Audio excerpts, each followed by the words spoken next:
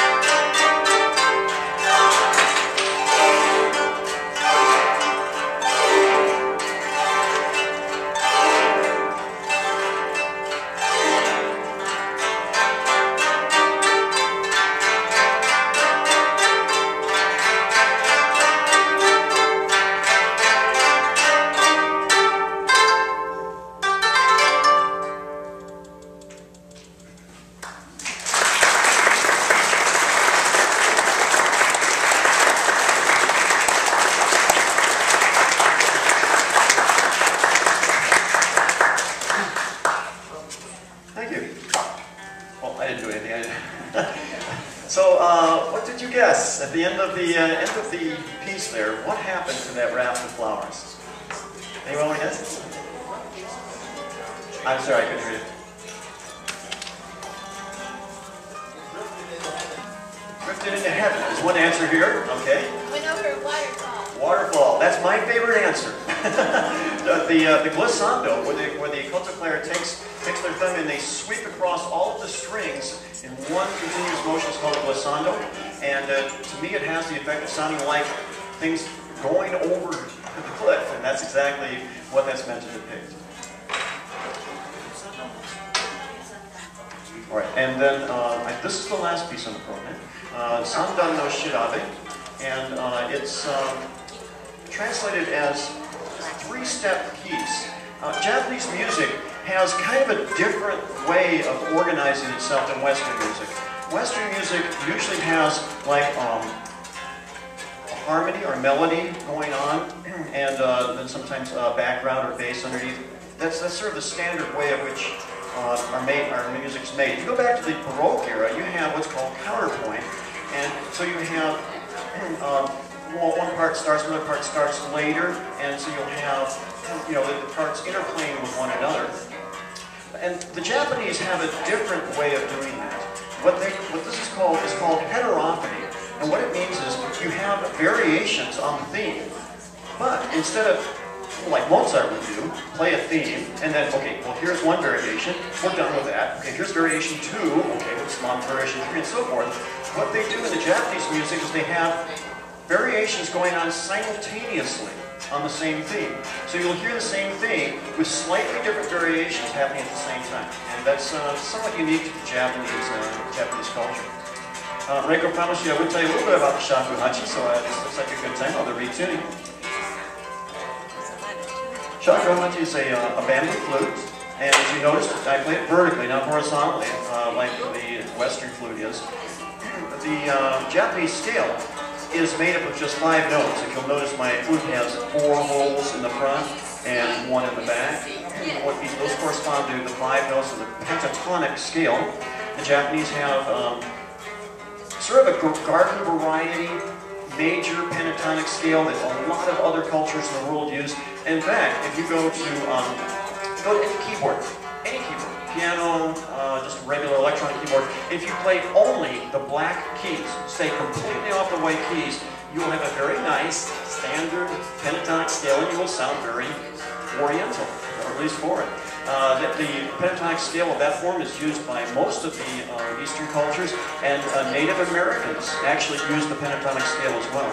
However, the Japanese also have a minor form of the scale, just like we have major and minor scales in Western culture. The Japanese also have a minor form of the scale, and this is unique. It has a special pattern of those 5 notes that no other culture in the world uses.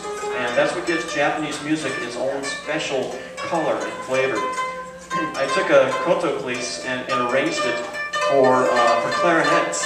And when you listen to it, even though it's being played by clarinets, it still sounds Japanese because it uses this Japanese minor scale. Okay, I think they're just about ready, so if you have any questions, now would be the time before we play Sandan no Shirabe. Anybody? Okay. Oh, yes.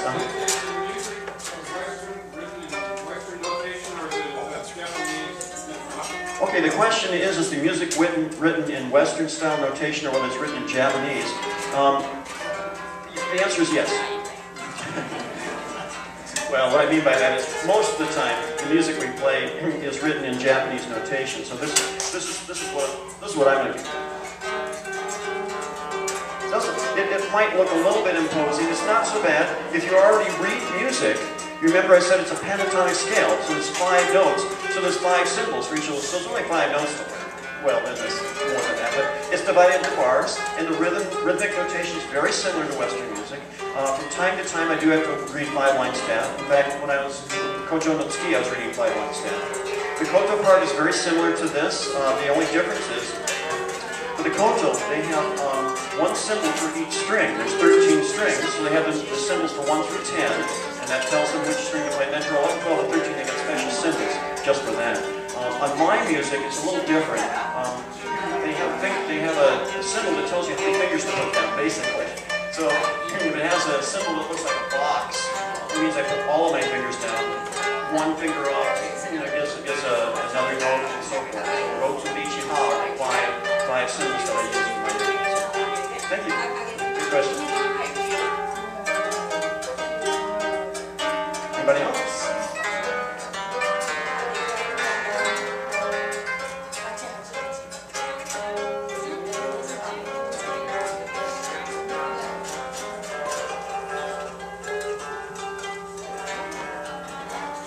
Yeah. You said that the pentatonic scale was based on the black notes. How does one make the minor?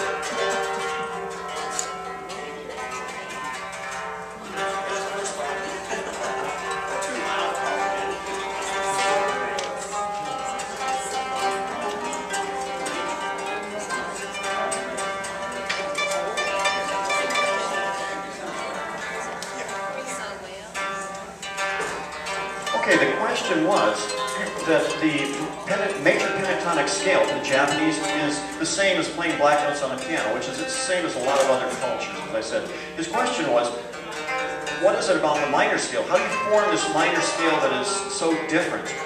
Well, the difference is that in the Japanese minor scale, you have two places in those 5 notes where you go from one note to a half step above it.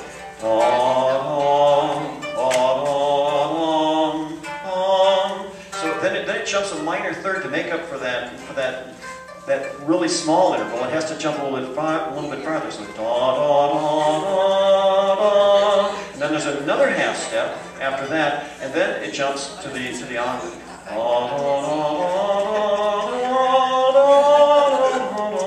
So that's the minor scale that you're going to be hearing, and you actually heard Kojo no Tsuki as well. So, all right. Thank you.